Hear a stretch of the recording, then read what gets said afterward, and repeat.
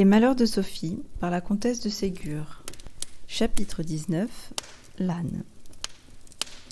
Sophie avait été très sage depuis 15 jours. Elle n'avait pas fait une seule grosse faute. Paul disait qu'elle ne s'était pas mise en colère depuis longtemps. La bonne disait qu'elle était devenue obéissante. La maman trouvait qu'elle n'était plus ni gourmande, ni menteuse, ni paresseuse. Elle voulait récompenser Sophie, mais elle ne savait pas ce qui pourrait lui faire plaisir. Un jour qu'elle travaillait, sa fenêtre ouverte, pendant que Sophie et Paul jouaient dans la maison, elle entendit une conversation qui lui apprit ce que désirait Sophie. Paul s'essuyant le visage. « Que j'ai chaud, je suis en nage !» Sophie s'essuyant de même. « Et moi donc ? Et pourtant nous n'avons pas fait beaucoup d'ouvrage. » Paul. « Mais c'est que nos brouettes sont si petites. » Sophie. « Si nous prenions les grosses brouettes du potager, nous irions plus vite. » Paul. « Nous n'aurions pas la force de les traîner. J'ai voulu un jour emmener une, j'ai eu de la peine à l'enlever. Et quand j'ai voulu avancer, le poids de la brouette m'a entraîné, et j'ai versé toute la terre qui était dedans. » Sophie. « Mais notre jardin ne sera jamais fini. Avant de le bêcher et de le planter, nous devons y traîner plus de 100 brouettes de bonne terre. Et il y a si loin pour l'aller chercher. » Paul. « Que veux-tu ? Ce sera long, mais nous finirons par le faire. » Sophie. « Ah, si nous avions un âne, comme Camille et Madeleine de Feurville, et une petite charrette. C'est alors que nous ferions de l'ouvrage en peu de temps. » Paul. « C'est vrai, mais nous n'en avons pas. Il faudra bien que nous fassions l'ouvrage de l'âne. » Sophie. « Écoute, Paul, j'ai une idée. » Paul riant. « Oh, si tu as une idée, nous sommes sûrs de faire quelques sottises, car tes idées ne sont pas fameuses en général. » Sophie, avec impatience. « Mais écoute donc, avant de te moquer. Mon idée est excellente. Combien ma tante te donne-t-elle d'argent par semaine ? » Paul. « 1 franc. Mais c'est pour donner aux pauvres, aussi bien que pour m'amuser. » Sophie. « Bon, moi j'ai aussi 1 franc, ce qui fait 2 francs par semaine. Au lieu de dépenser notre argent, gardons-le jusqu'à ce que nous puissions acheter un âne et une charrette. » Paul. « Ton idée serait bonne si, au lieu de 2 francs, nous en avions 20. Mais avec 2 francs, nous ne pourrions plus rien donner aux pauvres, ce qui serait mal. Et puis il nous faudrait attendre 2 ans avant d'avoir de quoi acheter un âne et une voiture. » Sophie. « 2 francs par semaine ? Combien cela fait-il par mois ? » Paul. « Je ne sais pas au juste, mais je sais que c'est très peu. » Sophie, réfléchissant. « Eh bien, voilà une autre idée. Si nous demandions à maman et à ma tante de nous donner tout de suite l'argent de nos étrennes. » Paul. « Elles ne voudront pas. » Sophie. « Demandons-le toujours. » Paul. « Demande si tu veux. Moi, j'aime mieux attendre ce que te dira ma tante. Je ne demanderai que si elle dit oui. » Sophie courut chez sa maman, qui fit semblant de n'avoir rien entendu. « Maman, dit-elle, voulez-vous me donner d'avance mes étrennes ? » Madame de Réan. « Tes étrennes ? Je ne peux pas te les acheter ici. C'est à notre retour à Paris que je les aurai. » Sophie. « Oh, maman, je voudrais que vous me donniez l'argent de mes étrennes. J'en ai besoin. » Madame de Réan. « Comment peux-tu avoir besoin de tant d'argent ? Si c'est pour les pauvres, dis-le-moi. Je donnerai tout ce qui est nécessaire. Tu sais que je ne te refuse jamais pour les pauvres. » Sophie, embarrassée. « Maman, ce n'est pas pour les pauvres.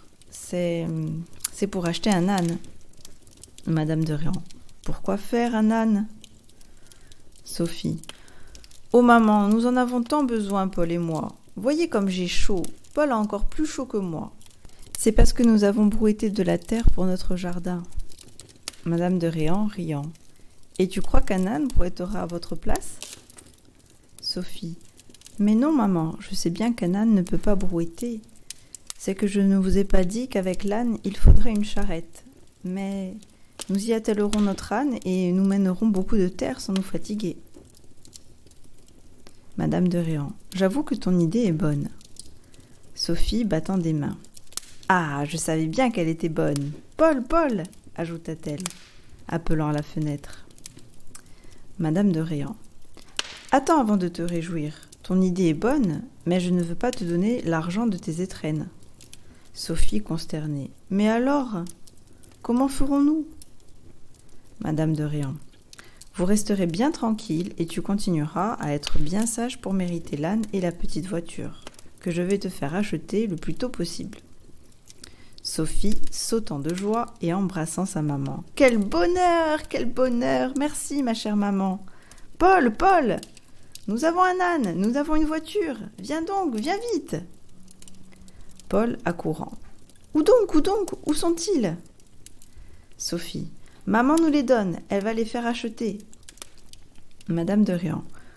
Oui, je vous les donne à tous les deux. À toi, Paul, pour te récompenser de ta bonté, de ton obéissance, de ta sagesse. À toi, Sophie, pour t'encourager à imiter ton cousin et à te montrer toujours douce, obéissante et travailleuse, comme tu l'es depuis 15 jours. Venez avec moi chercher Lambert. Nous lui expliquerons notre affaire et il nous achètera votre âne et votre voiture. Les enfants ne se le firent pas dire deux fois. Ils coururent en avant. Ils trouvèrent Lambert dans la cour, où il mesurait de l'avoine qu'il venait d'acheter. Les enfants se mirent à lui expliquer avec tant d'animation ce qu'ils voulaient. Ils parlaient ensemble et si vite que Lambert n'y comprit rien. Il regardait avec étonnement les enfants et Madame de Réan, qui prit enfin la parole et qui expliqua la chose à Lambert. Sophie. Allez tout de suite, Lambert, je vous en prie. Il nous faut notre âne tout de suite, avant de dîner. Lambert riant. Un âne ne se trouve pas comme une baguette, mademoiselle. Il faut que je sache s'il y en a à vendre, que je cours dans tous les environs pour en avoir un bien doux, qui ne rue pas, qui ne morde pas, qui ne soit point entêté et qui ne soit ni trop jeune ni trop vieux. Sophie. Dieu, que de choses pour un âne! Prenez le premier que vous trouverez, Lambert, ce sera plutôt fait. Lambert. Non, mademoiselle, je ne prendrai pas le premier venu. Je vous exposerai à vous faire mordre ou à recevoir un coup de pied. Sophie. Bah, Paul saura bien le rendre sage. Paul. Mais pas du tout, je ne veux pas mener un âne qui mord et qui rue. Madame de Réan. Laissez faire Lambert, mes enfants, vous verrez que votre commission sera très bien faite. Il s'y connaît et il ne ménage pas sa peine. Paul. Et la voiture, ma tante, comment pourra-t-on en avoir une assez petite pour y atteler l'âne? Lambert. Ne vous tourmentez pas, monsieur Paul. En attendant que le charron en fasse une, je vous prêterai ma grande voiture à chien. Vous la garderez tant que cela vous fera plaisir. Paul. Oh, merci, Lambert, ce sera charmant. Sophie. Partez, Lambert, partez vite. Madame de Réan. Donne-lui le temps de serrer son avoine. S'il la laissait au milieu de la cour, les poulets et les oiseaux la mangeraient.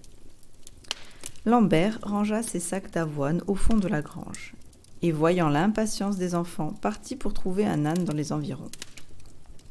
Sophie et Paul croyaient qu'il allait revenir très promptement, ramenant un âne. Ils restèrent devant la maison à l'attendre. De temps en temps, ils allaient voir dans la cour si Lambert revenait. Au bout d'1 heure, ils commencèrent à trouver que c'était fort ennuyeux d'attendre et de ne pas jouer. Paul bâillant.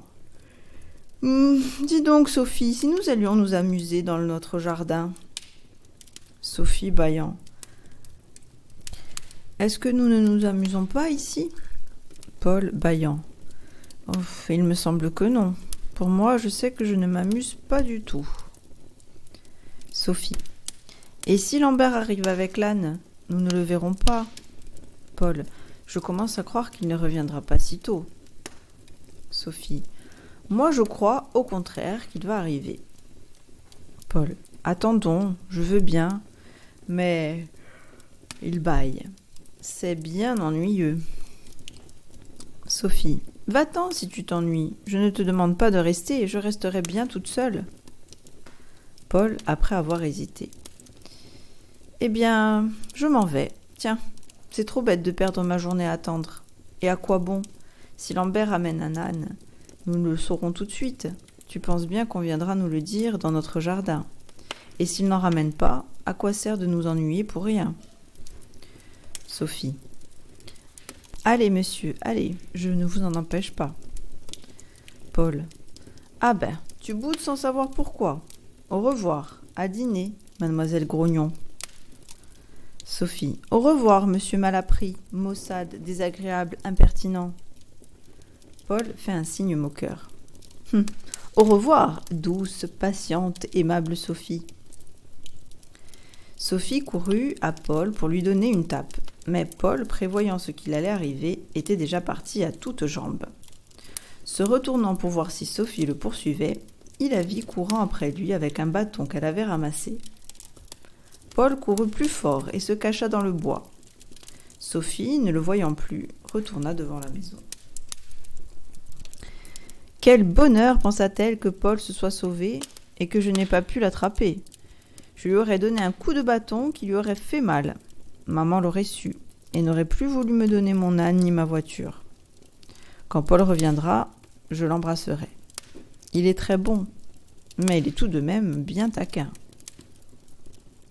Sophie continua à attendre Lambert jusqu'à ce que la cloche eût sonné le dîner. Elle rentra fâchée d'avoir attendu si longtemps pour rien. Paul, qu'elle retrouva dans sa chambre, la regarda d'un air un peu moqueur. « T'es-tu bien amusée ?» lui dit-il.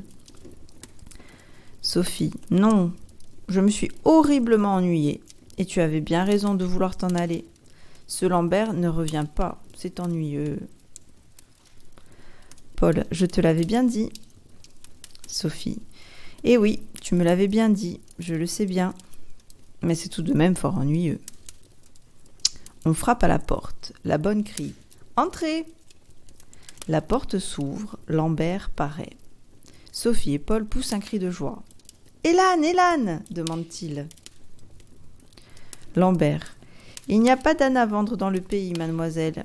J'ai toujours marché depuis que je vous ai quitté. Je suis entrée partout où je pensais trouver un âne. Je n'ai rien trouvé. » Sophie pleurant. « Quel malheur! Mon Dieu, quel malheur! Comment faire à présent ?» Lambert. « Mais il ne faut pas vous désoler, mademoiselle. Nous en aurons un, bien sûr. Seulement il faut attendre. » Paul. « Attendre combien de temps ?» Lambert. « Peut-être une semaine, peut-être une quinzaine, cela dépend. Demain j'irai au marché, à la ville. Peut-être trouverons-nous un bourri. » Paul. « Un bourri? Qu'est-ce que c'est que ça, un bourri ?» Lambert. « Tiens, vous qui êtes si savant, vous ne savez pas cela? Un bourri, c'est un âne. » Sophie. « C'est drôle, un bourri. Je ne savais pas cela, moi non plus. » Lambert. « Ah, voilà, mademoiselle, on devient savant à mesure qu'on grandit. Je vais trouver votre maman pour lui dire que demain, de grand matin, faut que j'aille au marché pour le bourri. Au revoir, monsieur et mademoiselle. » Et Lambert sortit, laissant les enfants contrariés de ne pas avoir leur âne. « Nous l'attendrons peut-être longtemps, » dirent-ils en soupirant. La matinée du lendemain se passa à attendre l'âne. Madame de Réan avait beau leur dire que c'est presque toujours comme cela, qu'il est impossible d'avoir tout ce qu'on désire et à la minute qu'on le désire, qu'il faut s'habituer à attendre et même quelquefois à ne jamais avoir ce dont on a bien envie. Les enfants répondaient « C'est vrai », mais ils n'en soupiraient pas moins. Ils regardaient avec la même impatience si Lambert revenait avec un âne. Enfin, Paul, qui était à la fenêtre, crut entendre au loin un « hi-han, hi-han » qui ne pouvait venir que d'un âne. « Sophie, Sophie !» s'écria-t-il. « Écoute, entends-tu un âne qui braie ? C'est peut-être Lambert. » Madame de Réan. « Peut-être est-ce un âne du pays ou un âne qui passe sur la route ?» Sophie. « Oh maman, permettez-moi d'aller voir si c'est Lambert avec le bourri. » Madame de Réan. « Le bourri ? Qu'est-ce que c'est que cette manière de parler ? Il n'y a que les gens de la campagne qui appellent un âne un bourri. » Paul. « Ma tante, c'est Lambert qui nous a dit qu'un âne s'appelait un bourri. Il a même été étonné que nous ne le sachions pas. » Madame de Réan. « Lambert parle comme les gens de la campagne. Mais vous qui vivez au milieu de gens plus instruits, vous devez parler mieux. » Sophie. « Oh maman, j'entends encore le hi-han de l'âne, pouvons-nous aller le voir ?» Madame de Réan. « Allez, allez mes enfants, mais n'allez que jusqu'à la grande route, ne dépassez pas la barrière. » Sophie et Paul partirent comme des flèches. Ils coururent au travers de l'herbe et du bois pour être plus tôt arrivés. Madame de Réan leur criait « N'allez pas dans l'herbe, elle est trop haute.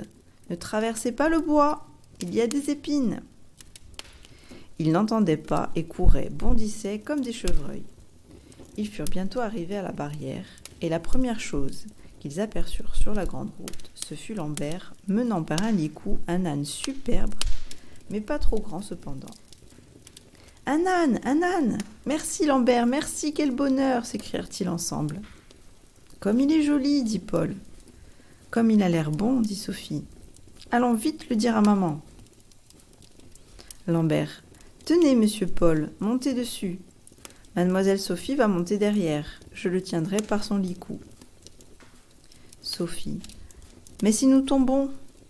Lambert. « Ah, il n'y a pas de danger, je vais marcher près de vous. D'ailleurs, on me l'a vendu pour un bourri parfait et très doux. » Lambert aida Paul et Sophie à monter sur l'âne. Il marcha près d'eux. Ils arrivèrent ainsi jusque sous les fenêtres de Madame de Réan, qui, les voyant venir, sortit pour mieux voir l'âne. En le menant à l'écurie, Sophie et Paul lui donnèrent de l'avoine. Lambert lui fit une bonne litière avec de la paille. Les enfants voulaient rester là et le regarder manger. Mais l'heure du dîner approchait. Il fallait se laver les mains, se peigner, et l'âne fut laissé en compagnie des chevaux jusqu'au lendemain. Le lendemain et les jours suivants, l'âne fut attelé à la petite charrette à chien. En attendant que le charron fit une jolie voiture pour promener les enfants et une petite charrette pour charrier de la terre, des pots de fleurs, du sable, tout ce qu'ils voulaient mettre dans leur jardin. Paul avait appris à atteler et dételer l'âne, à le brosser, le peigner, lui faire sa litière, lui donner à manger et à boire. Sophie l'aidait et s'en tirait presque aussi bien que lui. Madame de Réan leur avait acheté un bât et une jolie selle pour les faire monter à l'âne. Dans les premiers temps, la bonne les suivait. Mais quand on vit l'âne doux comme un agneau, Madame de Réan leur permit d'aller seule, pourvu qu'ils ne sortirent pas du parc. Un jour, Sophie était montée sur l'âne. Paul le faisait avancer en lui donnant force coups de baguette. Sophie lui dit « Ne le bats pas, tu lui fais mal. » Paul. « Mais quand je ne le tape pas, il n'avance pas. D'ailleurs, ma baguette est si mince qu'elle ne peut pas lui faire grand mal. » Sophie. « J'ai une idée. Si au lieu de le taper, je le piquais avec un éperon. » Paul. « Voilà une drôle d'idée. D'abord, tu n'as pas d'éperon. Ensuite, la peau de l'âne est si dure qu'il ne sentirait pas l'éperon. » Sophie. « C'est égal, essayons toujours. Tant mieux si l'éperon ne lui fait pas mal. » Paul. « Mais je n'ai pas d'éperon à te donner. » Sophie. « Nous en ferons un avec une grosse épingle que nous piquerons dans mon soulier. La tête sera en dedans du soulier et la pointe sera en dehors. » Paul. « Tiens, mais c'est très bien imaginé. As-tu une épingle ?» Sophie. « Non, mais nous pouvons retourner à la maison. Je demanderai des épingles à la cuisine. Il y en a toujours de très grosses. » Paul monta en croupe sur l'âne et ils arrivèrent au galop devant la cuisine. Le cuisinier leur donna 2 épingles, croyant que Sophie en avait besoin pour cacher un trou à sa robe. Sophie ne voulut pas arranger son éperon devant la maison, car elle sentait bien qu'elle faisait une sottise. Et elle avait peur que sa maman ne la grondât. « Il vaut mieux, dit-elle, arranger cela dans le bois. Nous nous assoirons sur l'herbe, et l'âne mangera pendant que nous travaillerons. Nous aurons l'air de voyageurs qui se reposent. » Arrivés dans le bois, Sophie et Paul descendirent. L'âne, content d'être libre, se mit à manger l'herbe du bord des chemins. Sophie et Paul s'assirent par terre et commencèrent leur ouvrage. La première épingle perça bien le soulier, mais elle plia tellement qu'elle ne put pas servir. Ils en avaient heureusement une autre, qui entra facilement dans le soulier déjà percé. Sophie le mit, l'attacha. Paul rattrapa l'âne, aida Sophie à monter dessus, et la voilà qui donne des coups de talon et pique l'âne avec l'épingle. L'âne part au trot. Sophie, enchantée, pique encore et encore. L'âne se met à galoper, et si vite que Sophie a peur, elle se cramponne à la bride. Dans sa frayeur, elle serre son talon contre l'âne. Plus elle appuie, plus elle pique. Il se met à ruer, à sauter, et il lance Sophie à 10 pas de lui. Sophie reste sur le sable, étourdie par la chute. Paul, qui était demeuré en arrière, accourt, effrayé. Il aide Sophie à se relever. Elle avait les mains et le nez écorchés. « Que va dire maman » dit-elle à Paul. « Que lui dirons-nous quand elle nous demandera comment j'ai pu tomber ?» Paul. « Nous lui dirons la vérité. » Sophie. « Oh, Paul, pas tout, ne parle pas de l'épingle. » Paul. « Mais que veux-tu que je dise ?» Sophie. « Dis que l'âne a rué et que je suis tombée. » Paul. « Mais l'âne est si doux. Il n'aurait jamais rué sans ta maudite épingle. » Sophie. « Si tu parles de l'épingle, maman nous grondera. Elle nous ôtera l'âne. » Paul. « Moi je crois qu'il vaut mieux toujours dire la vérité. Toutes les fois que tu as voulu cacher quelque chose à ma tante, elle a su tout de même, et tu as été puni plus fort que tu ne l'aurais été si tu avais dit la vérité. » Sophie. « Mais pourquoi veux-tu que je parle de l'épingle ? Je ne suis pas obligée de mentir pour cela, je dirai la vérité que l'âne a rué et que je suis tombée. » Paul. « Fais comme tu voudras, mais je crois que tu as tort. » Sophie. « Mais toi, Paul, ne dis rien, ne va pas parler de l'épingle. » Paul. « Sois tranquille, tu sais que je n'aime pas à te faire gronder. » Paul et Sophie cherchèrent l'âne, qui devait être près de là. Ils ne le trouvèrent pas. Il sera sans doute remonté à la maison, dit Paul. Sophie et Paul reprirent comme l'âne le chemin de la maison. Ils étaient dans un petit bois qui se trouvait tout près du château, lorsqu'ils entendirent appeler et qu'ils virent accourir les mamans. « Qu'est-il arrivé, mes enfants ? Êtes-vous blessés ? Nous avons vu revenir votre âne au galop, avec la sangle cassée. Il avait l'air effrayé, effaré. On a eu de la peine à le rattraper. Nous avons peur qu'il ne vous fût arrivé un accident. » Sophie. « Non, maman, rien du tout. Seulement je suis tombée. » Madame de Réan. « Tombée ? Comment ? Pour quelle raison ?» Sophie. « J'étais sur l'âne et je ne sais pourquoi, il s'est mis à sauter et à ruer. Je suis tombée sur le sable et je me suis un peu écorché le nez et les mains. Mais ce n'est rien. » Madame d'Aubert. « Pourquoi l'âne a-t-il rué, Paul ? Je le croyais si doux. » Paul, embarrassé. « C'est Sophie qui était dessus, maman. C'est avec elle qu'il a rué. » Madame d'Aubert. « Très bien, je comprends, mais qu'est-ce qui a pu le faire ruer ?» Sophie. « Oh, ma tante, c'est parce qu'il avait envie de ruer. » Madame d'Aubert. « Je pense bien que ce n'est pas parce qu'il voulait rester tranquille, mais c'est singulier tout de même. » On rentrait à la maison comme Madame d'Aubert achevait de parler. Sophie alla dans sa chambre pour laver sa figure et ses mains, qui étaient pleines de sable, et pour changer sa robe, qui était salie et déchirée. Madame de Réan entra comme elle finissait de s'habiller. Elle examina sa robe déchirée. « Il faut que tu sois tombée bien rudement, dit-elle, pour que ta robe soit déchirée et salie comme elle est. »« Ah !» dit Madame la Bonne. Madame de Réan. « Qu'avez-vous ? Vous vous êtes fait mal ?» La Bonne. « Ah, la belle idée ! Ah, ah, voilà une invention. Regardez donc, madame. » Et elle montra à Madame de Réan la grosse épingle avec laquelle elle venait de se piquer et que Sophie avait oublié d'ôter après sa chute. Madame de Réan. « Qu'est-ce que cela veut dire ? Comment cette épingle se trouve-t-elle au soulier de Sophie ?» La Bonne. « Elle n'y est pas venue toute seule, certainement, car le cuir est assez dur à percer. » Madame de Réan. « Parle donc, Sophie, explique-nous comment cette épingle se trouve là. » Sophie, très embarrassée. « Je ne sais pas, maman, je ne sais pas du tout. » Madame de Réan. « Comment tu ne sais pas ? Tu as mis tes souliers avec l'épingle sans t'en apercevoir. » Sophie. « Oui, maman, je n'ai rien vu. » La Bonne. « Ah, par exemple, mademoiselle Sophie, ce n'est pas vrai cela. C'est moi qui vous ai mis vos souliers. Et je sais qu'il n'y avait pas d'épingle. Vous feriez croire à votre maman que je suis une négligente ? Ce n'est pas bien cela, mademoiselle. Sophie ne répond pas. Elle est de plus en plus rouge et embarrassée. Madame de Réan lui ordonne de parler. Si vous n'avouez pas la vérité, mademoiselle, j'irai la demander à Paul, qui ne ment jamais.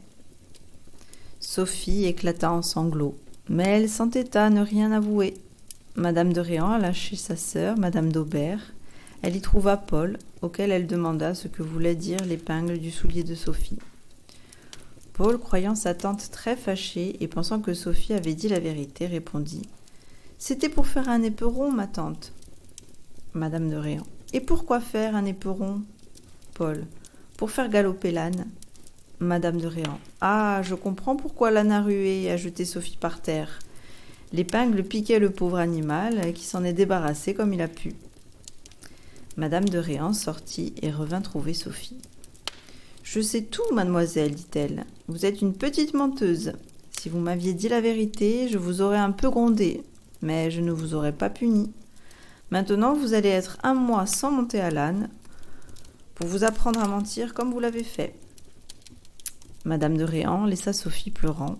Quand Paul la revit, il ne put s'empêcher de lui dire « Je te l'avais bien dit, Sophie. Si tu avais avoué la vérité, nous aurions notre âne, et tu n'aurais pas le chagrin que tu as. » Madame de Réan tint parole et ne permit pas qu'on montât l'âne, malgré les demandes de Sophie.